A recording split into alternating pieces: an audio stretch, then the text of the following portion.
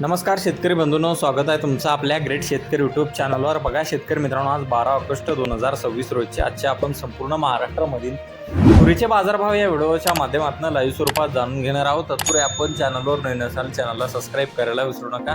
बघा शेतकरी मित्रांनो, महाराष्ट्रामधील तुरीचे बाजारभाव घसरलेले आहेत। तुरीला सध्या महाराष्ट्रामध्ये 7,500 ते 7,400 रुपये पर्यंत बाजारभाव मिळालेला आहे। तुरीचे बाजारभाव 600 ते 700 रुपयापर्यंत घसरलेले आहेत। चला तर आपण सविस्तररित्या बाजारभाव जाणून घेऊया।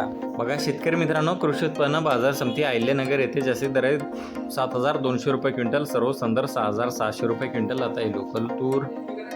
बघा पुढील बाजार समिती उदगीर लातूर येथे जसे दर 8,193 रुपये क्विंटल, सर्व संदर्भ 8,100 रुपये क्विंटल। आता आहे लोकल तूर। पाहू शकता पुढील बाजार समिती कारंजा येथे जसे दर आहे 7,695 रुपये क्विंटल। आता आहे लोकल तूर।